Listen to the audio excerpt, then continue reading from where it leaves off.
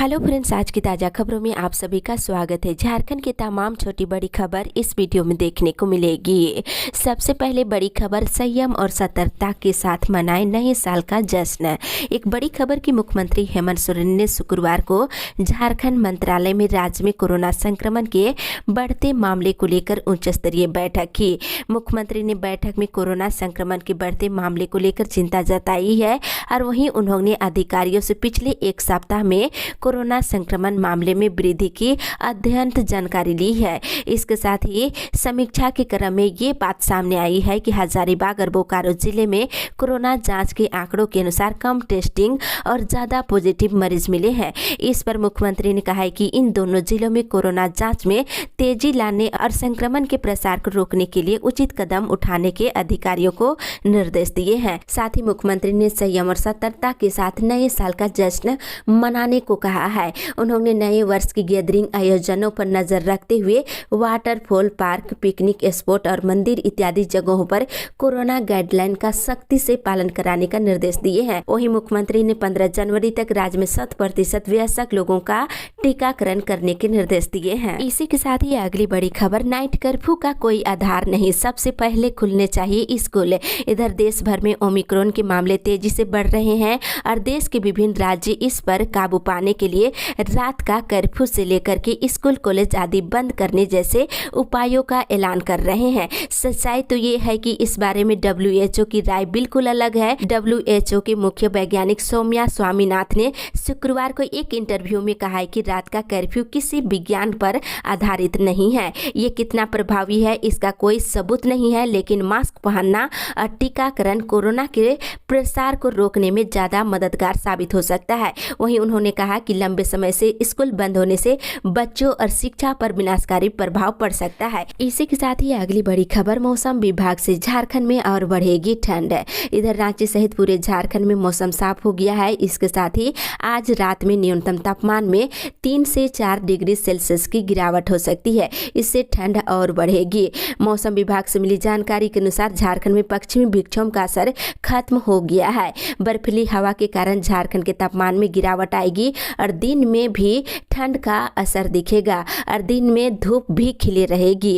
इसके साथ ही 3 जनवरी तक सुबह में कोहरा छाए रहेगा और झारखंड के उत्तर और मध्य हिस्से में ठंड अधिक पड़ने की संभावना है और उसके बाद दक्षिणी हिस्से में भी तापमान में गिरावट आएगी। इसी के साथ ही अगली बड़ी खबर, 18 जिले रेड जोन में, 18+ वाले नहीं आ रहे सेकेंड डोज लेने। इधर कोरोना से बचाव के लिए वैक्सीन को अहम मानी जा रही है, इसलिए टारगेट ग्रुप को हर हाल में वैक्सीनेशन कराने का निर्देश जारी किया गया है। लेकिन झारखंड में 18+ के वैक्सीन के आंकड़े चौंकाने वाले हैं। 18 जिले वैक्सीनेशन के मामले में रेड जोन में है। 18 साल से ऊपर के लोग सेकेंड डोज लेने नहीं आ रहे हैं। वहीं कोरोना के बढ़ते मामले को देखते हुए विशेषज्ञ तीसरी लहर की आशंका जता रहे हैं। वहीं झारखंड सरकार ने अब 15 से लेकर 18 साल तक के बच्चों के लिए भी टीकाकरण की अनुमति दे दी है, जिसके बाद जिलों में प्रशासन के द्वारा इसकी तैयारी शुरू हो गई है। स्कूलों में 3 जनवरी से वैक्सीनेशन शुरू हो जाएगी। इसी के साथ ही अगली बड़ी खबर, कट ऑफ डेट पर फिर से विचार करने की जरूरत, लाखों अभ्यर्थी नौकरी से हो रहे वंचित। इधर गोमिया विधायक डॉक्टर लंबोदर महतो ने कहा है कि कट ऑफ डेट बढ़ाकर राज्य सरकार लाखों युवाओं को नौकरी से वंचित कर रही है। झारखंड कर्मचारी चयन आयोग के द्वारा नियुक्ति के लिए जो विज्ञापन निकाला गया है उसमें कट ऑफ डेट 1 अगस्त 2021 रखा गया है। ऐसा होने से लाखों की संख्या में अभ्यर्थी प्रभावित हो रहे हैं और सरकार को इस पर फिर से विचार करने की आवश्यकता है और कट ऑफ डेट कम करना चाहिए ताकि नौकरी के अवसर से कोई अभ्यर्थी वंचित ना हो सके। इसी के साथ ही अगली बड़ी खबर, पहले स्कूलों की घटाई छुट्टियां, फिर आदेश को लिए वापस। इधर राज्य के हाई स्कूल और +2 स्कूलों में शिक्षा विभाग ने पहले वार्षिक छुट्टियां घटाई और शिक्षक संगठनों के विरोध के बाद देर शाम कल अपने ही आदेश को वापस ले लिए हैं। साथ ही इधर राज्य के अल्पसंख्यक विद्यालयों के सेवानिवृत्त शिक्षकों को पुनरीक्षित पेंशन का लाभ दिया जाएगा। मृत शिक्षकों के आश्रित भी पुनरीक्षित पारिवारिक पेंशन का लाभ ले सकते हैं। इसके लिए वित्त विभाग ने स्कूली शिक्षा और साक्षरता विभाग से इसका प्रस्ताव मांगा है। इसी के साथ ही अगली बड़ी खबर, स्वच्छ भारत मिशन के ग्रामीण अनुबंध कर्मी हुए बेरोजगार। इधर स्वच्छ भारत मिशन के तहत काम कर रहे 522 22 कर्मियों का अनुबंध शुक्रवार को समाप्त हो गया है। सभी कर्मी बेरोजगार हो गए हैं। इधर इनके आंदोलन और धरना प्रदर्शन का सिलसिला भी जारी है। आंदोलन के क्रम में सभी कर्मियों ने 32वें दिन सरकार के विरोध में जमकर नारेबाजी किए हैं और अनुबंध नहीं बढ़ने से कर्मियों के परिवारों में निराशा देखने को मिल रहा है। इसी के साथ ही अगली बड़ी खबर, निजी क्षेत्र में आरक्षण लागू, 75% स्थानीय लोगों को मिलेगी नौकरी। इधर झारखंड में निजी क्षेत्र में होने वाली नियुक्ति में स्थानीय लोगों को 75% आरक्षण देने की व्यवस्था अब लागू हो गई है। विधानसभा से पारित होने के बाद राज्यपाल रमेश बैस ने झारखंड राज्य निजी क्षेत्र स्थानीय उम्मीदवार रोजगार विधेयक 2021 को मंजूरी दे दी है। राज्यपाल की स्वीकृति के बाद ये अधिनियम राज्य में लागू हो गया है। ये आरक्षण लागू होने के बाद अब राज्य के निजी क्षेत्र में काम करने वाले लोगों को 40,000 रुपये तक वेतन दिया जाएगा। वहीं मजदूरी वाले पदों पर 75% स्थानीय उम्मीदवारों को ही बहाल किया जाएगा। साथ ही अगली बड़ी खबर, बिना मास्क के बाबा मंदिर में नहीं मिलेगा प्रवेश। इधर आज से देवघर स्थित विश्व प्रसिद्ध बाबा मंदिर के दरबार में संभावित भीड़ को देखते हुए जिला प्रशासन ने कई एहतियाती कदम उठाए हैं। देवघर डीसी ने साफ कहा है कि बिना मास्क के एक भी श्रद्धालु मंदिर में प्रवेश नहीं करेंगे। इसके साथ ही इधर तीसरी डोज के लिए बुजुर्गों को नहीं देना होगा डॉक्टर का सर्टिफिकेट। इधर 15 साल से लेकर 18 साल तक के किशोरों के लिए पहली डोज के टीकाकरण और हेल्थ केयर वर्कर्स और फ्रंटलाइन वर्कर्स के साथ ही 60 वर्ष से अधिक आयु के बुजुर्गों की तीसरी डोज के टीकाकरण को लेकर के राज्य में आदेश जारी हो गया है। बता दें 60 साल से अधिक आयु के बीमार बुजुर्गों को तीसरी डोज की टीका लेने के लिए चिकित्सक का सर्टिफिकेट दिखाना जरूरी नहीं होगा। इसी के साथ ही अगली बड़ी खबर, जल जीवन मिशन के लिए 9,544 करोड़ मंजूर। इधर झारखंड के लिए जल जीवन मिशन के तहत 9,544 करोड़ रुपए की योजनाएं स्वीकृत हो गई है। इन योजनाओं से राज्य के करीब 4,424 गाँवों में लगभग 8 लाख ग्रामीण घरों में पानी की आपूर्ति की जाएगी। वहीं दूसरी ओर पशुओं के पोषण की राशि बढ़ाकर किया गया प्रति वर्ष 36,000। इधर कृषि पशुपालन एवं सहकारिता मंत्री बादल पत्रलेख ने कहा है कि पशुओं के भरण पोषण और राज्य की सभी गौशालाओं को सुदृढ़ करने के लिए राज्य सरकार संकल्पित है। आपको बता दें सरकार ने पूर्व में पशुओं के भरण पोषण के लिए अनुदान के रूप में दी जाने वाली गौशालाओं को 9,000 रुपये की राशि को बढ़ाकर प्रति वर्ष 36,000 रुपये कर दिया गया है। शुक्रवार को रांची गौशाला के भ्रमण के दौरान कृषि मंत्री ने इससे संबंधित जानकारी दी है। इसी के साथ ही अगली बड़ी खबर, कपड़ों पर जीएसटी दर में वृद्धि टली। इधर बता दें केंद्रीय वित्त मंत्री निर्मला सीतारमण की अगुवाई में जीएसटी परिषद की 64वीं बैठक कल खत्म हो चुकी है। बता दें जीएसटी परिषद ने कपड़ों पर जीएसटी की दर में वृद्धि 5 से लेकर 12% तक करने को स्थगित करने का निर्णय लिया गया है। इसको लेकर बैठक फिर से की जाएगी। वहीं दूसरी ओर एचईसी कर्मियों ने वेतन के लिए ताली और थाली बजाकर प्रबंधन को जगाया।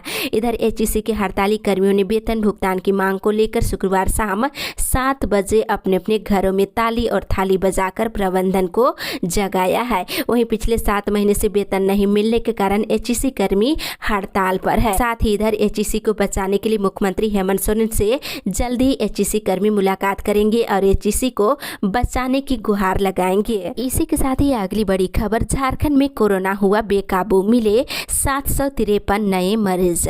एक बड़ी खबर कि झारखंड में कोरोना मरीजों की संख्या दिन ब दिन बढ़ती जा रही है। पिछले 24 घंटे के दौरान झारखंड में 753 नए मरीज मिले हैं। इसमें 620 केस अकेले रांची, धनबाद, जमशेदपुर, कोडरमा, बोकारो और हजारीबाग में मिले हैं। वहीं रांची में 332 नए संक्रमित मरीज मिले हैं। इसमें रिम्स के 6 डॉक्टर सहित दर्जनों पैरा मेडिकल स्टाफ भी शामिल है। इसके अलावा जमशेदपुर में 74, कोडरमा में 63, धनबाद में 61, बोकारो में 49 और हजारीबाग में 46 और खूंटी में 24 नए मरीज मिले हैं। इसके अलावा देवघर में 23, चाईबासा में 20, रामगढ़ में 17, लोहरदगा में 10, पलामू में 9, गिरिडीह में 5, जामताड़ा में 5, गोड्डा गुमला में 4, लातेहार, साहेबगंज, सरायकेला में 3, दुमका में 2 और सिमडेगा में 1 नए मरीज मिले हैं। इसी के साथ ही अगली बड़ी खबर, बार बिल्डिंग में खुलेगा स्वास्थ्य केंद्र। इधर सिविल कोर्ट के अधिवक्ताओं के नए साल में स्वास्थ्य मंत्री बाना गुप्ता ने बार भवन में चिकित्सा केंद्र खोलकर तोहफा दिया है। स्वास्थ्य केंद्र में 1 डॉक्टर, 1 नर्स और सहायक कर्मचारी बैठेंगे। ये सुविधा पिछले दिनों बार एसोसिएशन एसोसिएशन के महासचिव संजय कुमार विद्रोही की मांग पर स्वास्थ्य मंत्री ने दिया है। इसी के साथ ही अगली बड़ी खबर, स्मार्ट होंगे स्कूल, बचेंगे करेंगे डिजिटल पढ़ाई। इधर पिछले 2 साल से कोरोना ने जनजीवन को बहुत ही प्रभावित किया है और शिक्षा पर भी इसका काफी असर पड़ा है। अब राज्य सरकार ने बच्चों की पढ़ाई को सुचारू कर रखने के लिए स्कूलों को स्मार्ट बनाकर पढ़ाई को पूरी तरह डिजिटल बनाने की दिशा में कदम बढ़ा दिए हैं। उम्मीद है कि इस वर्ष राज्य के सरकारी स्कूल स्मार्ट क्लास समेत तमाम संसाधनों से जुड़कर पूरी क्षमता के साथ बच्चों की ऑनलाइन पढ़ाई कराने में सक्षम हो जाएगा। इसके लिए पाठ्यक्रम को भी डिजिटल मोड में किया जा रहा है। इसी के साथ ही अगली बड़ी खबर, झारखंड में पंचायत चुनाव को लेकर मचा घमासान। इधर झारखंड में पंचायत चुनाव में हो रही देरी पर सियासत गर्म है। हालांकि सरकार ने पहले ही घोषणा कर दिए हैं कि इस वित्तीय वर्ष में त्रिस्तरीय पंचायत चुनाव होगी। इसके बाद भी देरी की वजह से विपक्षी दल लगातार सरकार पर आरोप लगा रहे हैं। भाजपा विधायक सीपी सिंह ने सरकार पर पंचायतों का चुनाव नहीं कराने के पीछे बड़े पैमाने पर पैसे की उगाही का आरोप लगाए हैं। वहीं झारखंड में पंचायत चुनाव भारत निर्वाचन आयोग ने 5 जनवरी को जारी होने वाले नए वोटर लिस्ट के आधार पर करने के निर्देश दिए हैं। इसी के साथ ही अगली बड़ी खबर, बागवानी प्रोत्साहन योजना में अगले 8 साल में खर्च होंगे 282 करोड़। इधर झारखंड में अगले 8 सालों में बागवानी प्रोत्साहन योजना के कार्य में 282.24 करोड़ की राशि खर्च की जाएगी। ये राशि जापान इंटरनेशनल कारपोरेशन एजेंसी के द्वारा बाह्य वित्त पोषित योजना से की जाएगी। वहीं दूसरी ओर प्रोन्नति नहीं मिलने से चतुर्थ वर्गीय कर्मी करेंगे सरकार के विरोध में आंदोलन। इधर राज्य के अलग हुए 21 वर्ष पूरा होने के बावजूद भी विभिन्न विभागों में अपनी सेवा देने वाले चतुर्थ वर्गीय कर्मियों को तृतीय वर्ग के पदों पर प्रोन्नति की सुविधा नहीं मिल सकी है। बता दें, संघ के प्रदेश महामंत्री सपन कुमार कर्मकार ने कहा है कि चतुर्थ वर्गीय कर्मी अपने हक और अधिकार के लिए गोलबंद होकर सरकार के साथ लड़ाई लड़ने के लिए तैयार है, आंदोलन करेंगे। वहीं दूसरी ओर सरयू रॉय ने बाना गुप्ता को बदलने की मुख्यमंत्री से की मांग। इधर विधायक सरयू रॉय ने स्वास्थ्य मंत्री बाना गुप्ता को बदलने की मांग मुख्यमंत्री से की है। इसी के साथ ही अगली बड़ी खबर, 25 रुपये सस्ता पेट्रोल, ये तो लॉलीपॉप है, जनता को बेवकूफ बना रही हेमंत सरकार। इधर झारखंड सरकार के 2 साल पूरे होने पर पूरा सरकार मस्त है, वहीं जनता और युवा परेशान है। ये बातें आजसू की फुसरो नगर मीडिया प्रभारी छोटू कुमार ने प्रेस विज्ञप्ति जारी कर कहा है। वहीं बता दें, उन्होंने कहा है कि पार्टी के कार्यकर्ता इस अक्षम सरकार को उखाड़ने का संकल्प लिया है और सरकार की जन विरोधी नीतियों को जन जन तक पहुंचाने का काम करेंगे। साथ ही राज्य में रोजगार को लेकर के उन्होंने कहा है कि अगर पलायन कर रहे लोगों की मृत्यु हो जाती है तो कम से कम 5 लाख रुपए मुआवजा या फिर नौकरी देने की मांग किए हैं।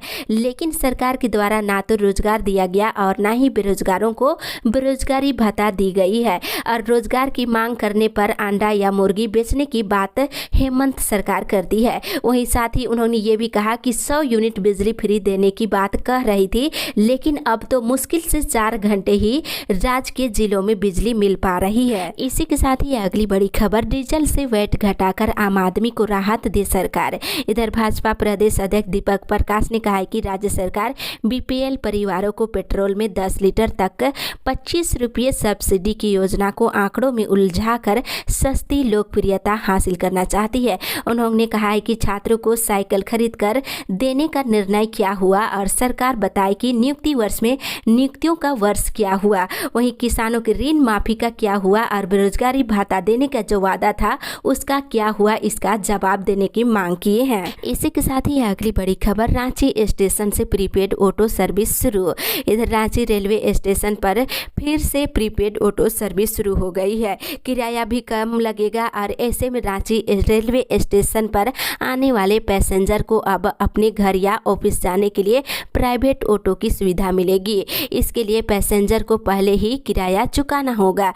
पैसेंजर को सुरक्षित पहुंचाने को लेकर रांची रेलवे डिवीजन ने रांची स्टेशन से इसकी शुरुआत कर दी है। इसी के साथ ही अगली बड़ी खबर, तीसरी लहर आ गई पर कर्मियों को नहीं मिली प्रोत्साहन राशि।